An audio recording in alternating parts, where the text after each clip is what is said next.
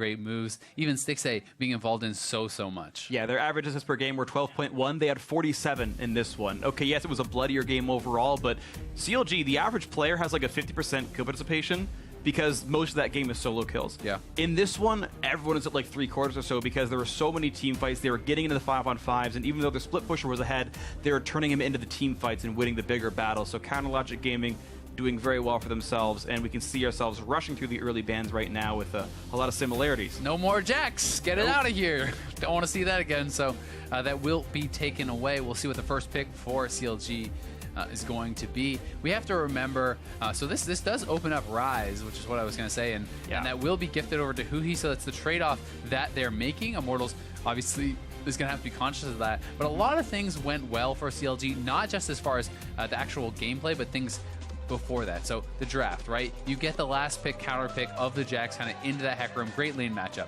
Then they have a bad bot lane duo matchup, and they get the wards. They're able to successfully avoid that. So a lot of things that happen at the start of the game before the actual fighting were really important for CLG, and every single kind of like coin flippy or thingy that you could want like that, it was kind of going their way. So they set themselves up very well. Immortals was still extremely close in that game. Could have gone either way, looking like Nidalee Sivir perhaps. Okay, Olaf is not banned.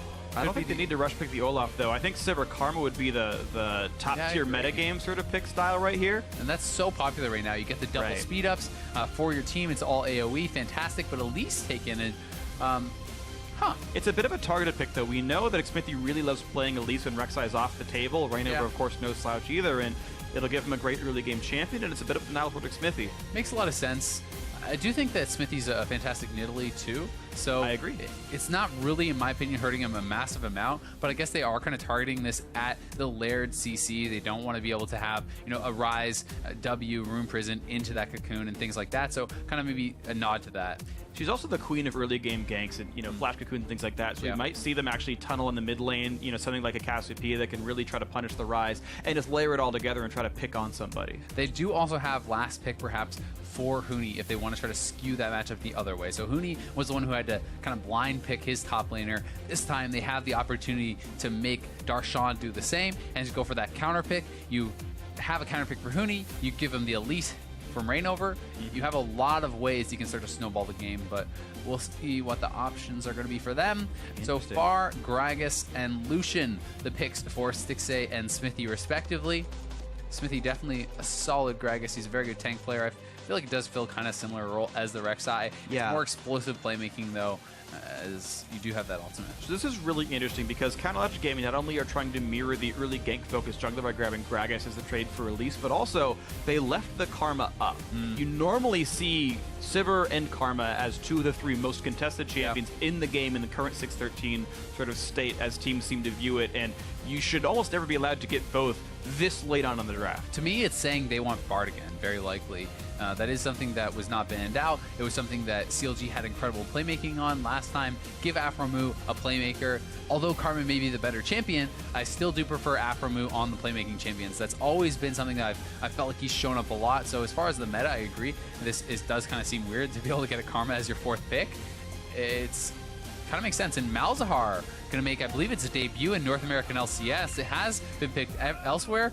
Faker did play it in LCK. I know it's been played in other regions. Malzahar is something that I've been expecting to show up in competitive play for quite some time. It's exceptionally strong in the lane simply because it's almost impossible to interact with. Its team fighting is great, has percent HP damage, you can take down tanks, you can take down frontliners, and the amount of CC brought in by your ultimate is also super powerful. So the Morgana is an option for Aphromoo. Not only is it a playmaker, but having the black shield to be able to kind of hopefully deny that CC from Malzahar is very big. Even if you just use it to deny the silence coming out from his Q, that's very big. I definitely agree. Just confirmation, you can see the stat down there. This is the first pick of Malzahar in the North American LCS. We'd seen it earlier as well in prior years, I believe, but for this split, definitely the case right there. Morgana does get locked in, and now, well, they need a top laner, a blind pick top laner at that for Counterlogic Gaming. Is it a Rise Flex? Is it a Teemo? Or is it something entirely different? Aurelia, okay. Aurelia, yeah. So it's something that's still a super high priority top laner. I think that just as far as comfort-wise, Jax is more of Darshan's champion. It's something he's been playing for so long, but Aurelia is incredibly strong. We'll see what the option is going to be here for Huhi, what he wants to do. They have a lot of AP on this team. I'm expecting it to be either a tank or something kind of more physical damage oriented, but sometimes Immortals does do very, very AP heavy drafts, so it's not completely out of scope. Could also be something like the Riven. That's something that we've seen him play quite a lot. I'm not sure how that individual matchup actually goes, but has been coming out a bit. Yasuo also something. Okay, so Illaoi. Illaoi is the pickup right here at champion. We have seen succeed a fair bit here in North America and elsewhere. With a big smile on his face when I got locked in. All right, Aurelia versus Illaoi. This will be a fun one. I don't think I've seen the matchup play out before. Not that I can remember anyway, but it's going to be a whole bunch of fun. 2 attack damage bruises up on the top side. Doing battle, that's going to be exciting. Illaoi is very, very strong. A key component of the laning phase is actually just dodging the spirit pulls. If you're able to dodge those consistently, you can kind of get in aggressive on Illaoi, start to really fight her, but you have to be able to dodge those. You also have to be able to ensure that you're going to take her down quickly, because if you not take down Illaoi quickly, she has percent HP healing based on how low you are. So the lower she is, the more she's getting healed back every time she's slapping you with those tentacles, and with her ultimate especially, the damage can really turn around very quickly with those multiple tentacle slaps coming in. So it's something you have to be very wary of. If you can't insta-kill her, you're going to be in trouble. There's even some interesting mechanical interactions there. Because it's a percent missing health heal, you tend to be a little bit injured at all times on Illaoi. Meaning you're less likely to be stunned by Equilibrium Strike, who, you know, Aurelia sort of flat healing herself will, it should in a lot of cases be at a higher percentage. And you just have interesting interactions like that just based on the way the healings are sort of built into the kits. We may see that come into effect here. There is, you know, I'm not sure how much Huhi has played this champion, but there is that kind of first time Illaoi type, no, not first time, but there's more of the amateur mistakes that you can make where it's like you go for the spirit pull and you are doing damage to the champion through the spirit, but you're doing reduced damage, right? You're doing like half damage or whatever it is. So sometimes people will do that. They'll use all their cooldowns on the spirit, not hitting the main player, and then they'll just get all in. You know, Aurelia, it's something like that. You talk about Equilibrium Strike. If you spirit pull and you tentacle slap and you use your W, and that's like, great, I'm getting all this poke, and then Aurelia just cues you, Equilibrium Strikes you, and actually kills you, and you're like, well, that wasn't how I expected to go. Turns out giving someone free damage reduction by attacking the clone instead, oh, maybe not always the best case right there, So we'll see how that one plays out. Be careful. Yeah, always have to be careful. Of course, it's going to be a very fun one. 2 dynamic top laners, 2 very, very skilled individuals. And it looks like Darshan being back on form and the rest of CLG as well makes this a much better match, a much closer match than many had expected.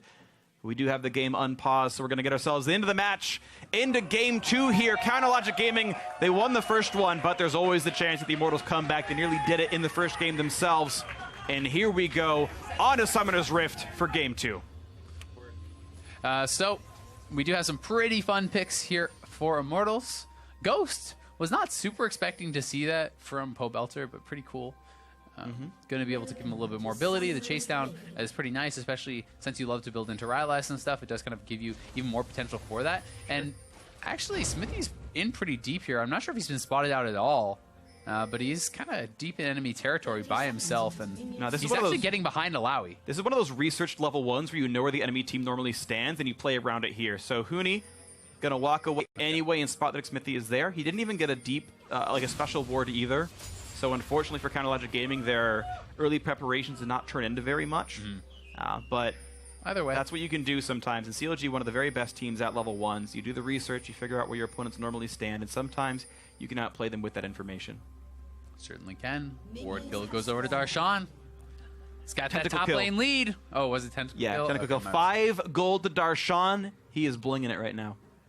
I remember when we were actually testing this champion was back when I was on playtest, and the first iteration of Tentacles were actually worth like 15 gold, and I remember playing just range champions like Vladimir and stuff into it, and you just farm the Tentacles, and you get hilariously get half a worth of gold every time? Yeah. That's got to feel rough. Interesting. So, Storm Raider Surge, the Mastery Keystone choice for Huni. I don't think I've seen that one before on Illaoi. That is something that people are doing more often, in solo queue at least, because if you actually just W onto them, and Adrian's actually getting really aggressive here, even using the Exhaust. Well, it's damage onto Smithy. Of course, it slows down his clear speed. But yeah, now Adrian's got to be careful. He's down to 300 HP. They can get the red buff on him. And he misses a flash! He is catastrophically dead. A huge misplay out of Adrian. Oh, God, that was bad from Adrian. The body slam start from Smithy means they don't even have to blow any of their summoners for the free first blood. So this is a 2-for-0 summoner advantage, and it's first blood for the jungler. Ouch. Oh my gosh. Well, this is one of the best ways CLG could have started this game. Plus, Darshan gets to stick around now. They can't bully him off the turret. Right. They're failing the lane swap completely with this. Darshan's going to get ahead. This is just... Adrian, what are you doing? What are you doing, buddy? You're too far up. And even had he flashed over, they could have flashed for the follow and probably pick up this kill regardless. So this means that Darshan has actually picked up 4 CS. Darshan is getting some XP here. Huni has the TP to the bot lane, so Darshan does get more of that. Will he actually elect to stay around long? He gets level 2, now he's going to get out. To play devil's advocate on that point, if you'd make them burn 2 flashes and stop jungling, I could actually argue that losing first blood is worth it, denying 3 camps and slowing the lane swap down. I think if he hadn't missed the flash, it would have been a great play by Adrian, but a mechanical misplay made it all look stupid. Yeah, at the same time, I mean, you can do it a lot more carefully than that. You don't have to go as aggressive, and you don't have to even blow your flash, and you can just be annoying and slow them down, right? Yeah, you're right. You can actually force them off the Raptor camp by doing so much damage at the red, and I think he would have succeeded with that, except he was walking past Darshan, who was autoing him, to try to steal the red buff from Smithy. But Smithy still had his smite, and it was never going to happen. Yeah, or it was that, or just trying to make Smithy's jungle pathing worse. And either way, of course, it did not work out for him, and belaboring the what could have is not the most important topic here as we get ourselves through the first round of the lane swap. Darshan going to get solo gold. The same here for Huni's Ilaoi in the bot side of the map. And the question really now becomes, what can Smithy do with this advantage? Is he just going to try to get some more damage out of it, go straight to Runic Echoes? Is he going to complete a very fast Sightstone? There's some options for him, but he does have to make good on that gold that was gifted over to him. Otherwise, the first blood does not really matter. It's not like this is on your split push Aurelia. It's not like this is on your Lucian who's going to hard carry the game or whatever. It is on your Gragas, and it's not the end of the world for Immortals, but definitely a nice start. Definitely a nice start. Nice start for Counterlogic Gaming. Currently, gold lead is 300 for themselves. As Pobelter is winning his lane matchup so far up against Huhi in the mid lane. Up 6 minions so far, and that's even counting the fact that might have been some Voidling kills as well. This seems like such a good matchup for Malzahar. I've played a fair bit of Malzahar myself, and for these champions that don't have long-range poke to consistently poke off your passive, it's so hard for them to engage. You know, Huhi wants to basically run in there, room prison you, get all this damage out, and then back off. But you have to be able to poke off the shield before you're ever able to actually do that. Plus, you have to be careful about the Malefic Visions, you know, that E kind of spreading over to you and getting that free damage from the creep bounce. So he's going to have to kind of E the back wave to try to bounce that shield off, then go in. It also means that there's more telegraphed ganks, because if you want to gank this guy, you got to pop off the shield first, which sometimes means you put yourself in this obvious situation where it's like, hey, why would he bother doing that right now? The jungler's probably around. Absolutely agree. So some difficulties ahead possibly. Of course, the Gragas was picked first, and then the Malzahar picked and counter to it. So, you know, all the telegraph ganks in the world are going to be very hard for the success here. You can see the pushes around as round 2 the lane swap going pretty much as expected. Top lane outer turret going to go down in favor of Immortals, and a very similar situation on the bottom side of the map for Counterlogic Gaming. So equal trades so far. Immortals this time shared gold on that outer turret. Much faster push, though, for Immortals, and they're actually going to get this to the tier 2. They could try to continue and get damage on it because they have a pretty good creep wave. They're trying with 4. At the very least, they're going to lose a lot of this CS. So this is actually turning to be a pretty good situation for Immortals because they did the lane swap so much faster. I think they get it. It's going to be close right here. It's only 6 minutes in. The turret's not taking all that much damage. It's at least going to go below half HP. The Lucian, the Gragas, then lately the Morgana are coming across, but Huni buying some of the time, getting his shield walking away. Turret is at half HP. Good job by Stixxay. Yeah, Stixxay clears the wave well enough, and yes, that is some gold denied, at least a little bit there, and a turret at half HP is not a bad thing either. Now, by response, of course, Darshan has been freezing, and he got a lot of time down here to get some of this farm. Was key to save the turret. Had they got that, that's kind of their early advantage out the door. As it is now, not the end of the world. They got that chip damage, but they have to be able to kind of follow up and get something more from it. All right, we'll see if they do get anything else out of this one. Gold still staying pretty close. Pobelter did get pushed in first, who he got a pretty safe recall by blowing the ult on the wave and then recalling in the brush. So he's on tier Catalyst. Pretty convenient timings for him so far, despite the matchup being a bit Malzahar favored. The farm not too far off right now. Malzahar stalemated. Right, where, I mean, where it's hard to actually kill tilted toward him, yeah, right? For sure.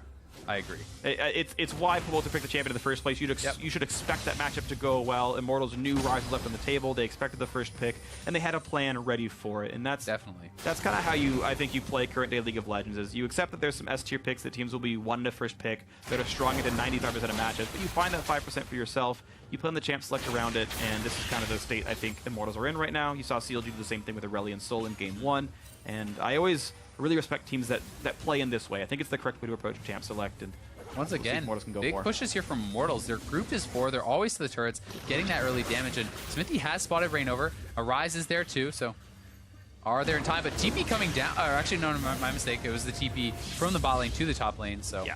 Huni going to be able to go answer that. And the red buff was taken up by Rainover. Got some help from Adrian and a look from Pobelter. So a nice red buff steal by Immortals down there. I'm excited to see what build Huni is going to go with. There's a lot of different variations on Alawi. Some people like going Trinity Force, some people go Black Cleaver. There's very aggressive versions where you actually can go Black Cleaver, Ghostblade, things like that.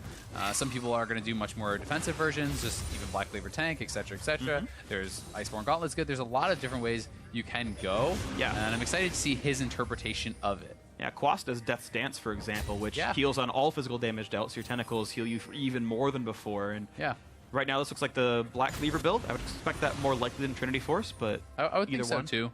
But Trinity Force is actually pretty popular because you have to remember, not only is it giving you the 20% CDR, but it's giving you mana, which Alawi is actually pretty mana hungry. So there's a lot of good stats in there for her. Yeah, and she's got a pretty low cooldown cycle, so you're getting those bonus Spellblade damage hits quite frequently. Yeah, definitely. The W is extremely low cooldown, so there's a lot of options you can go, a lot of different ways to play the champion.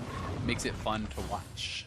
Definitely agree. And as more people play the champion, you start figuring out the science behind what the right builds actually are. There are some champs where there's situational builds, and you buy the right item for the right situation.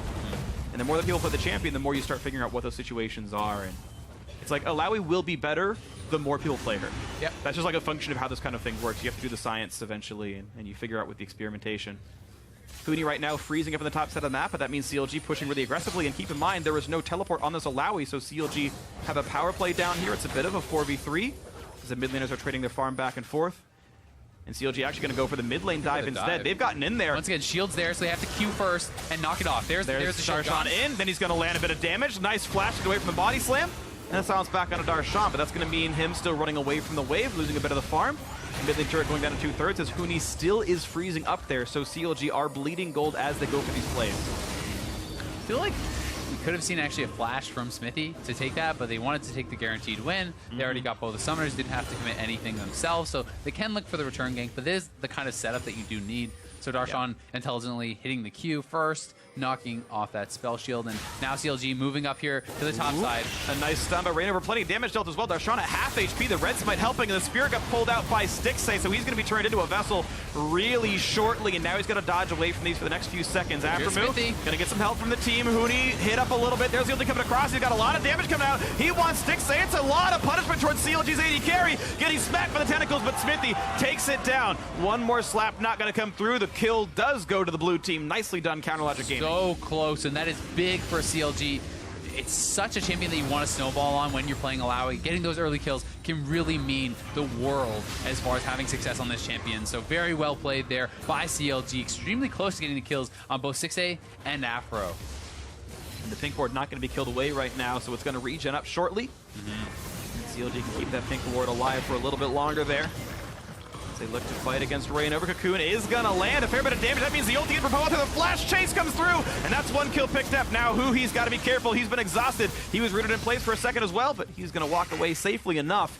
Immortals finally get their first kill of the game. Smithy just kind of walked through them. I felt like he could have just gone around. He didn't respect the damage much more safely, and that was some serious disrespect. But here is the fight once again. Rainover starts with a fantastic trade off onto Darshan. The spirit pull does come in from Huni, and then he sees the opportunity as Afro is hanging around. He wants to go for the ult flash here, and we'll see him go in right there. Ult first, flash in later.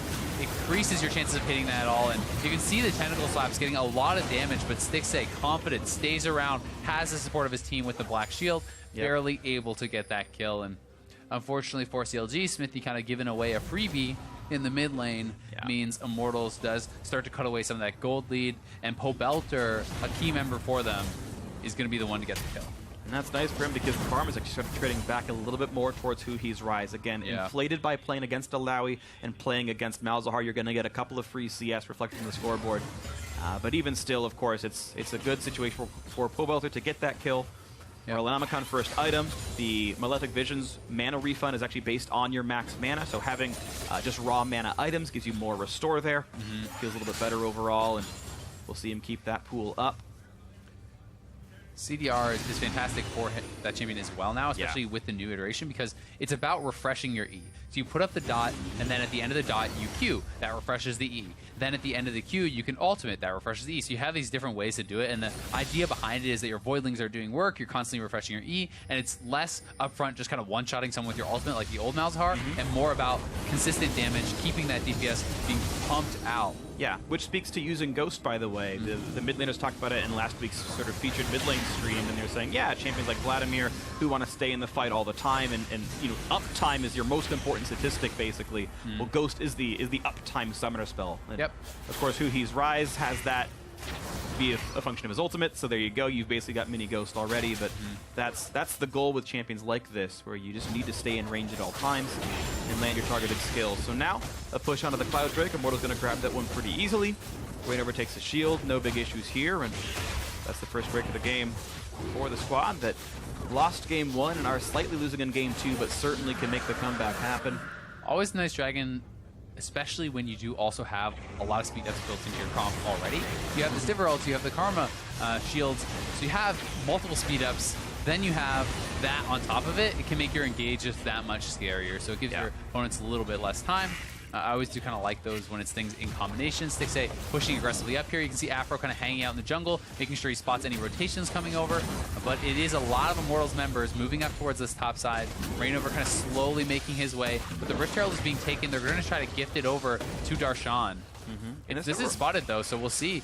Oh, this is really risky. Hui's coming from behind, though. Going for the play, knocking in Rainover. Look at everything just being stacked on top of him. Beautiful play, the root as well from Hui, and there's the ulti, though, back from Phobos, looking for the kill. Onto Hui, a lot of damage on the rise, but he flashes away and stays totally safe in this one. Kiting out the Void Swarm, chasing Hui, but it finally times out. He's going to stay alive. Pobelter hit by a couple Stixxay of coming from behind. blades. Adrian is low. Okay, we'll see if they can find a little bit more. Yeah, half health Karma. Stixxay wants it into Huni, but durable enough there on Alawi. He's going to test Stixxay's faith. He turns into a vessel, and he's going to have to run away with this one. Just hiding under his turret. Yeah, so Immortals makes it collapse, does stop the Rift Herald from being taken, thankfully for them, but they give up a kill. They give up a lot of summoners here. Can CLG hold the mid lane, though? That's what they're looking to get on the trade. Looking for damage. The mid lane turret very, very low now. Another shield for the team healthy as they put a little bit more punishment on this one, but CLG has the wave clear. Nice bind on a Huni, but no further chase through. They're just chunked too low here.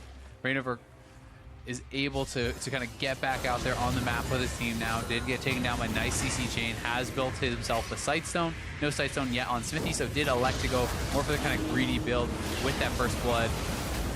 Another Spirit Bowl, though. Hui getting some good damage out. Oh, they just pop. Adrian rises. Just ambient damage comes through. Nicely done. Targets at the champion. And Adrian, another big mistake, not respecting the damage that Counter Logic Gaming has. Aframu turned into a vessel again. Nearly dies from the situation. He's got to dodge for a few more seconds, but you expect him to live through the situation here. Yeah, if you know how the champion works, you just basically walk in a straight line. Do not walk along the lines of the tentacle slap, and you will never get hit by it, even when you do get vesseled. But you have to be careful, and in those hectic team fights, that's where it can be very scary. Mid lane turret, though, very low. They're threatening to dive, and they're looking to take another vessel grab right there. He's going to take even more damage. Yeah, he's landing a lot of those skill shots. Mid lane outer will still go down. But CLG running up. Oh, a beautiful ulti in, but not quite going to turn into the kill. Huni low, gets a shield now. Stixxay has a flash away, but careful because they're in range. They layer the crowd control, and yeah, Stixxay bought off a bit more than he can chew. Yeah, the follow-up was not there. Darshan too low. Smithy with no mana. They did not want to go in for it. And we did see Stixxay try to react, try to get that kill, but is going to be turned around on by this ultimate. And now Adrian on the side. Not quite going to happen, though. Enough just punishment. Look at that. Hui does so much damage on this rise. And he can Turtle. Turtle split pushing in the side lane the whole time. He's going to be able to pick up that turret that they got earlier, so getting a lot of farm for himself, evening out some of that gold. Sounds on Afro can't black shield himself, but so he has to dodge and does get away from the cocoon barely. Still a very tense game. The gold only 1,400 apart. Immortals trading back blow for blow. Here it is once again. The spell shield is off. Smithy sees his opportunity, wants to go for the ulti, but the team is not following up. And look at Darshan taking so much damage from the Void Swarm here. Stixxay is not quite ready for it. Darshan was not in range. And then Stixxay was goes greedy. forward. He knew we couldn't kill him. Yeah, but it's the flash. It's the flash out that really saves Huni and the turnaround from that Malzahar ult. So the Malzahar ult, so you have to really really respect. Yep. It has actually decent range of engage, and you don't have to actually do it prepped if your team is there. You can just press R on them. The CC is more than enough to get the kill when the damage there is for follow-up. All right, another attempt at the Rift Herald this time around. Immortals not trying to contest. They look for the little cheeky steal. Not going to happen. And Darshan, who's actually down a level in this matchup, even though he has a kill and an assist, Huni's just been getting more experience and farm than him. This Rift Herald is actually more to salvage the matchup than to win it outright. I do think that Aurelia should be able to carve out those advantages for herself going forward. She's actually up 100 gold because of those kills, but is down in experience, which is very important. But it's just been so much time spent in the side lanes for Huni, and he's been getting a lot of benefit from it. Definitely agree. And you can see Huni, I mean, this was the matchup that Immortals wanted. They saw the blind pick Aurelia. They said, yes, our pick into this champion is Alawi. We've prepared it. We know everyone likes this champion, so prepare the counter picks. Immortals did that, and they've tried to donate a lot of farm to Huni's Alawi, who's looks like going for Hysterics Gauge second. Yeah. And you can see Darshan, he's always kind of just hanging around his team, looking for kills, not necessarily in position to pick up the farm. And his wave is pushing against him, so he's actually bleeding out all LCS right now. He's not going to be able to get that back. It's not pushing to him. He's losing waves. All right, Pobelter's passive gets dropped down, and CLG has to run away. Sivir ulti coming along, and it's going to be under the turret. Huhi left alone. Look for damage on a Pobelter. Does not yet get knocked around, but there's a nice ulti to buy the time, and Huhi flashes back across to join the team. But that is Summoner Spells now lost for Counter Logic Gaming. Pobelter low on health, but stays alive. Another Test of Faith comes across, and that's going to turn another vessel of Darshan. He hides in towards the back line and gets smacked by one more, but he's healthy enough to be okay. So hard to actually engage on this Immortals team, and even though Pobelter went through, Afro tried to fish for that flash binding, was not able to hit it, so they get out scot-free. And as you try to engage, Alawi is one of the best counter-engage champions in the game. So if you're trying to hard engage in onto the seam, Alawi drops the ultimate, now you have to run through tentacles, not going to happen. And you have the Voidlings doing damage to you, the Malefic Visions, speed-ups from both Sivir and Karma, and Reignover always fishing for those cocoons. So there's a lot of poke and a lot of disengage for this Immortals team. It's making it very tough for CLG to find these fights. And that's the difficulty. Thankfully for them, they do still maintain the gold lead, but they haven't been taking Drakes. They don't have the stronger top laner at this point in time. Of course, that could change later on, and maybe we'll see something break apart. But difficulties aside, CLG have found a little bit for themselves. Pobelter gets himself a blue buff. He's going towards the Rylays as expected on this Malzahar here. We're going to have one pretty soon from Reignover's Elise, it looks like. This time CLG does hold control over the Drake, and they've got enough wards that it looks like Immortals not really trying to contest. They're just playing for the mid lane wave, as this Cloud Drake will be taken down, and they'll match the passive benefit. Now both teams run around the map quite fast. So making sure it is even, don't want to give away that second one for free, and really give them that speed advantage. So we have Huhi in the side lane, split pushing, means Darshan has to kind of group up with the team to stop any dives. Culling comes out, they clear the waves. I'm looking for something to be accomplished here. Not quite going to find it yet, though. You can see Stixxay heavily playing the wave clear game, and the thing is, CLG's got Ryze and Lucian. Immortals has this Malzahar and the Sivir. The wave clear comes pretty easily to both these squads. Why you're seeing a slightly lower kill game is you're not able to create these dives because the minions are thinned out so frequently. One thing that could be tough for Immortals as we go later into the game is if they can't create picks and create engages for themselves, the 1-3-1 split is going to be very nice for CLG. We have Ryze in one lane, Darshan in the other lane. They have double TPs. Right. Pobelter does not have that. And although you can answer and you can wave clear out, just the fact that you have to be brought to a lane and then your opponent could TP away for that numbers advantage fight gives you an edge. Exactly. Anytime Wild Turtle's the one split pushing and or split defending, I should say, like, well, be careful because there could be a flat Gragas, there could be the double teleport flanks as well. So you've always got to be pretty cognizant of what your defense looks like if you're Immortals. Reignover dropped a little bit low. A nice early spell shield comes in, black shield I should say, to make sure that Huhi does not get CC'd as he goes in for the punishment. And you can kind of see this Ryze able to play as a frontliner quite frequently and immune to almost everything. Keep in mind, Immortals has very little upfront magic damage. Actually breaking Black Shield is quite hard. Pobelter must land a Q to do it, or a lot of spells out of Adrian. It's a really smart pick from Afro. I like it a lot. Another binding lands. Can they hold the turret, though? Looks like no this time. They will have to back off. But as we said, it's 1-3-1. Darshan is getting time in the top lane, trying to catch up, make sure he is able to win those 1v1 matchups later on, and Huhi right back to the bot side, while the three-man squad just has to delay and not get engaged on. And it's one of the nice things about Immortals knocking down that top lane 2-2 turret. There's so much room Darshan has to push before he's ever a threat, that Immortals can ignore that side of the map for 40 or more seconds and do a 4-1 push instead. Put them all into the mid lane, take that down together, make sure Huni has priority up against Huhi, and now you don't have to worry about these teleport timings anymore because you've already pre-grouped up. So Immortals playing around the teleport disadvantage quite well, and during the downtime, Wild Turtle's able to shove out the top lane, make that a slow push before resetting and making sure they're not getting picked off again. These sort of matches are so scary to play as either team, really, because you know if you're Immortals and you make the one mistake, you fail your hard engage, and they start taking turrets. They start cracking inhibitors open with split push. That's very scary. And at the same time as CLG, if you're that 3-man squad and you allow yourself to get hard engaged on, you could get caught. But it's Reignover getting caught first here. And getting caught. Down to having to be the flash. Fires to make sure he's there in time. And now, ooh, explosive cast. Knocks you to the back line and a double kill comes through for Stixxay. Very low health bars, but CLG are going to stay afloat right here. A solid 2 kills picked up. Stixxay barely missed that last tentacle slap, and Huni nearly picked up the AD carry. And 1v4 situation there would have been huge, but once again, Darshan gifted that time. He's up in the top lane, closing the CS lead a little bit, and he has the Rift Herald buff. He has the kill gold, so things are going to be going good for him. Absolutely excellent now for Counterlogic Gaming. 2,000 gold still. It is a small lead. It's not really that significant, that gigantic. Here we have it again. Who else but Afromu nailing the binding out of Fog. We'll see how much time he really had to react here. Had some. Might have been caught shopping there. Looked like it. Yeah. And then just great capitalization. The rest of the team flashing in quickly. Look at Stixxay, though, almost getting insta-killed out, and that is the power of the disengage. Imagine the rest of the team is there when you do that. That is one dead AD carry. One Sivir Ricochet would have meant he went down, so it's always very, very scary, but as you get later into the game, generally, Lowy has some trouble, starts to fall off. They have kind of helped her with some of the more recent changes, but Sten still can kind of tend to have that problem. Definitely can. So threats are here if Huni can't keep himself in the mix well enough. Life's going to be hard. Looks like Sterix coming in second, very likely, for Huni. Makes a lot of sense. You get a lot out of that base AD, and also just giving yourselves that shield, that extra time to get those technical slaps off, can mean the difference between dying instantly and getting all that health back and surviving through a fight. And again, there's a lot of good mechanical interactions there, right? It pops when you're on low health, then gives you a shield so that your missing health heal can kick you back up to a good spot. So a lot of this really does self-synergize nicely. Plus Karma shields can help to bridge that gap. Of course. Yeah, shielding's a really big deal when you have self-healing as part of the kit, so things to watch out for. Blue buff being fought back and forth, and it's going to go over to Huni. Nicely done by him.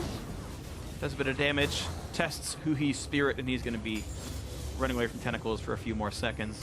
But Counterlogic Gaming, still 2,000 the lead for themselves. Have actually been out-turreted so far by Immortals, who had made that earlier sick mid lane play. Yeah, both AD carries very close here.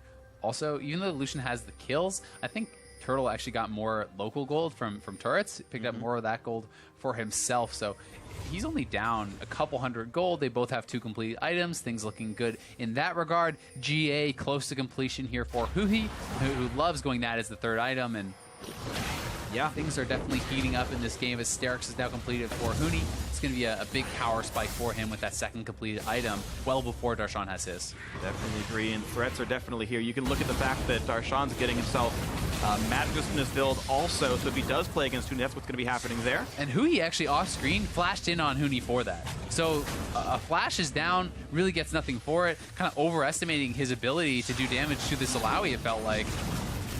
Yeah, Huni really just unafraid of all of this. They fight back and forth. The Rise versus Alawi matchup. Huni with Merc Treads is durable and has plenty of health. It did pop the Sterix, and it made Huni use his ultimate, so it did burn some cooldowns out, but it's much shorter than Flash's is. And another team coming in, a quick bind from Afromu, but really very little work is being done on this bot lane tier 2. Yeah, every time you get the Spirit pulled, you have to kind of back off, you have to deal with that, so it's this maintenance work you constantly have to do, but it looks like CLG will pick up another one. It's 3 straight Air Dragons. They'll have a little bit of move speed advantage there. Definitely not what they were really hoping for, but still going to be glad to take it, especially if we ever do get to the Elder Dragon. Yeah, and at this point, really, it feels like the game is much more about finding the rotation, right? Like, it's about getting the individual picks and trying to out-rotate the opponents, so... the gold lead just hasn't mattered. Yeah, the gold lead hasn't mattered. It's almost more just about getting to the correct fight, and in which case... I agree. This actually ends up being a pretty compelling break for both these squads. It's one of those games where it really does feel like it's very close for so long, and then one team fight is going to break it open. Yeah. Because you have these squads where it can be just the straw that breaks the camel's back. If you can get in on that Malzahar, sure, it's hard to do it, but if you get in on top of him and you finally break that shield, you get the CC on him, you can kill him so quickly. And the same thing goes for a lot of these other picks. And, you know, Huhi can always be looking for these 1v1s. Darshan's going to be looking for the same. We'll see if they're able to get that and carve out the advantage for CLG. So let's see what power spike is coming through next. You've got only part of Azil right now for Stixxay. He's not yet on his third item, but as soon as Infinity Edge comes in for Wild Turtle, he's going to be massive on this Sivir, just completely multiplies his damage output. Immortals has double Rylai's completed now. They have the 2 items in the top lane. Huni can be working towards the Spirit Visage, which works so well with all that passive healing. And GA done for Huhi. Yeah. So Huhi can play super, super aggressive and ignore a lot of the stuff going on here. We have yet to see... It makes it tough for Huni. Oh, Huni's actually very far up here. And he'd be running down. We'll see. Well, he doesn't have any enemies coming towards him yet, except for the teleport coming across. This one, a big group of self-healing comes across. There's some damage onto Huni, but the exhaust buys some more time as Darshan kites away. And now Stixxay running out of HP, just drops down. A great kill by Pomo through the re-engage by Xmithie, gets up a 2-2. Oh, a double kill, for Xmithie, turns it back around, killing mid laner and AD carry. But now the return fight on the bot side, looks like Immortals getting the better of that one, as Huhi is running out of health here through the Seraph's shield. And Huni running out of mana, but certainly is very strong in these fights. Has been bullying Huhi around heavily, and Huhi struggling to deal with this Alawi, even with Darshan coming in there. The rotation from Adrian did come in, and this is the fight that happened on the other side. Sivir ulti, Karma shield, Afro taking a lot of damage, and then there it is, the ulti straight onto Stixxay. Even with the exhaust coming out, there's so much damage. The last crit, in addition to the Malefic Visions, was more than enough, and look at this. The big ulti double kill from Xmithie with the cleanup. Afro barely able to live with that black shield coming off of cooldown. We'll see. You talk about the actual Huhi versus Huni matchup. One of the big choices, to me, I see basically 2 possible third items for Ryze after Rod of Ages and Seraph. And it's Void Staff or Guardian Angel. Guardian Angel lets you team fight, you're invincible, you can just kill the backline, you can dive in, do whatever you want. But Void lets you actually kill off something like this Alawi. Yeah, he's going to need that, and it's probably going to be his next item as he does work towards it. One thing that gives Darshan a nice little advantage in this matchup, if they do ever actually meet, and if he ever cuts up in levels because he's down 2, is the fact that he's building Randuin's and Huni is building Spirit Visage. That's going to be nice against Huhi, but if he has to 1v1 Darshan, you would rather have some armor against that, and this is going to be an armorless Alawi going up against that Aurelia, which could be tough, but so far it hasn't mattered. And the CS advantage is massive right now. 60 CS up for Huni, 2 levels up for Huni. These are big advantages, and although Darshan has some nice scaling, he has to get to a reasonably equal spot. It's CLG though putting their farm onto Huhi. You can see Huhi's almost literally double Darshan's farm right now. It's about the Ryze carrying. Darshan is playing second fiddle here. Yes, he's down 2 levels. Yeah, he's down items, he's down all the stuff, but if he's just there as a tank utility bot and he's only building 1 damage item, then maybe they can play around it. Always have to be looking out for those Malzahar ultis to start the fights off, and Belter has the Ghost, has a flash, lots of engage options. Void Staff completed for him, 3 items, going to be a beast. And you can see sort of the choices being made by CLG as well. Rapid Fire Cannon being the crit item of choice for Stixxay, wants to be farther back. Doesn't want to be caught up by Pavolka, doesn't want to be caught up by Huni's Test of Spirit and whatnot. Sort of getting stuff around this right here. Another fight into the bot side. Aftermoo wants in and not quite going to find the binding. Tried to get in range. Of course, the air drake knocked off, which meant Afro walked in at plus 30 move speed, but wasn't able to quite find the hit.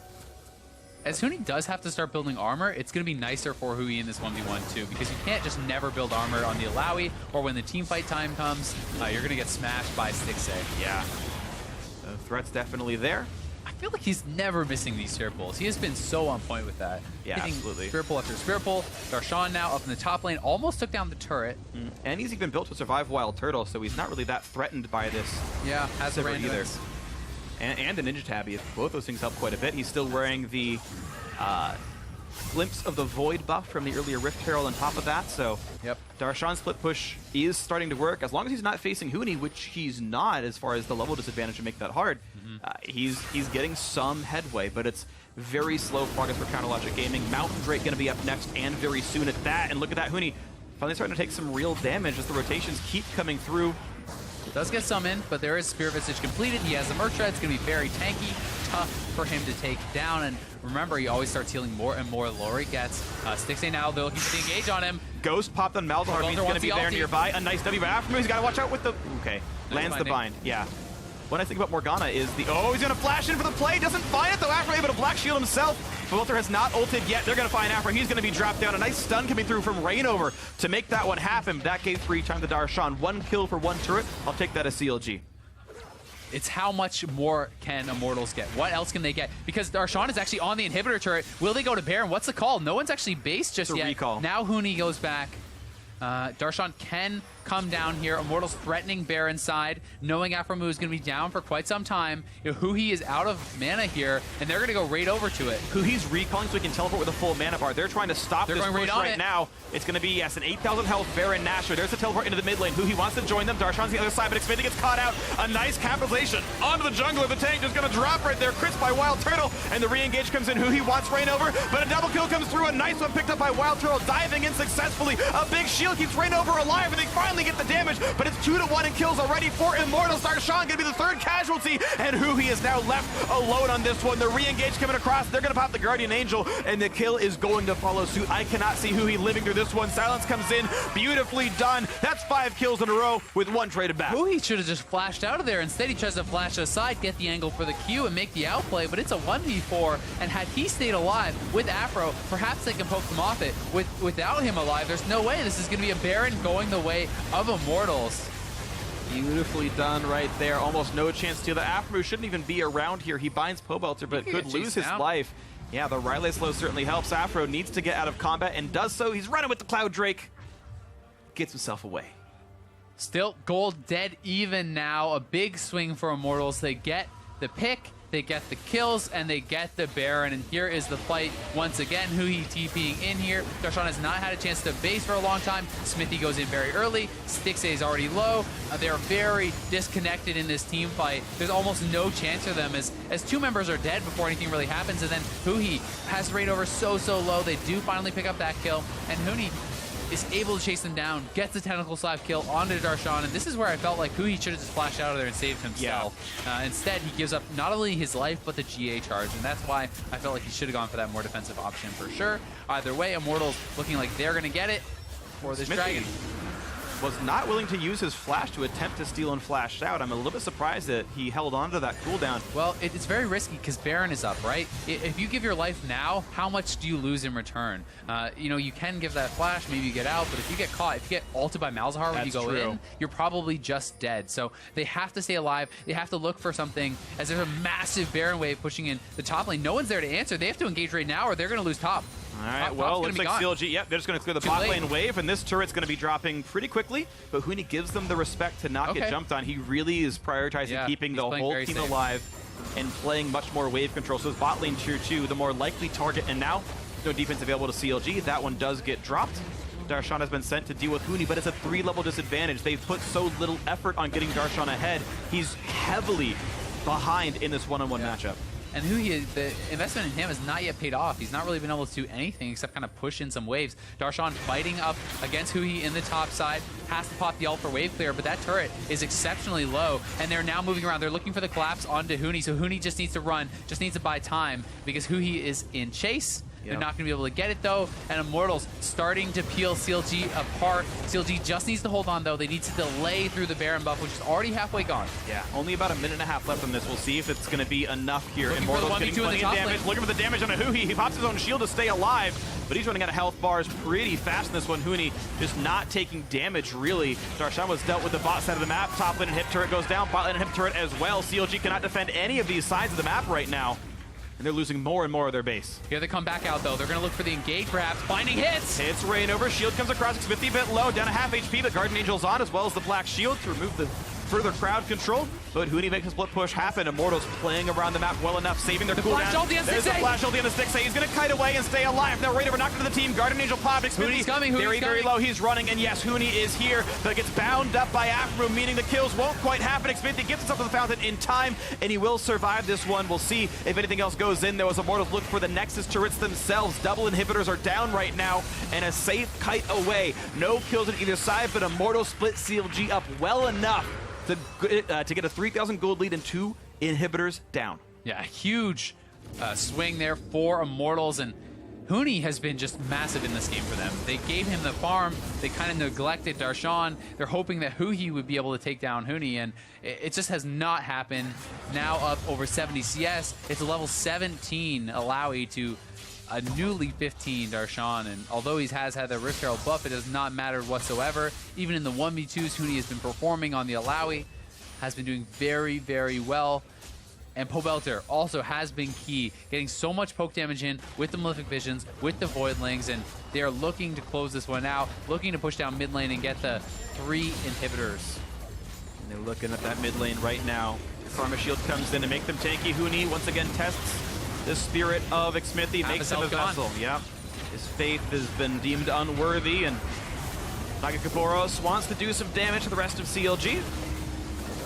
And nice stun into Aframu, very low health, and pulls in one more spear on the Alawi. Here's the big team fight. Huni, so durable, so damaging the front side, and knockback out of Adrian, who kites away successfully, and the ulti's on Xmithie. It did pick off the kill on the top laner, though. CLG, our +1 member, but Huhi running out of health rapidly. Wild Turtle wants everybody. He's getting a lot done right there. Xmithie dropping as well. A double kill for the Saber. Nicely done by the AD carry of Immortals as they push in now for what could be the game-winning push. A heal on a Rainover, a push in onto that final inhibitor. And CLG must somehow defend 3v4, missing their mid laner and their jungler. It is unlikely that CLG stays alive. The bot lane wave is massive. I think Immortals can go for it unless Dixie can get an outplay here. Black Shield on, gets something with it, and now Afro gonna get picked off as well. A great cocoon coming out of Rainover to make that one happen. And now with no inhibitors alive, Superman is flooding into the base. It's a 4v2, and there is no chance now for counter Logic Gaming. For both, they're pushing it on in. There's a stun into Darshan. He's only trying to run away to live, but it won't save the game. This will be the Nexus, and we will have a game 3 as Immortals answers back against counter Logic Gaming. Great stuff from Immortals. Start to finish, they look strong. CLG did carve out an advantage for themselves, but they fell too far behind in that top lane 1v1, and a lot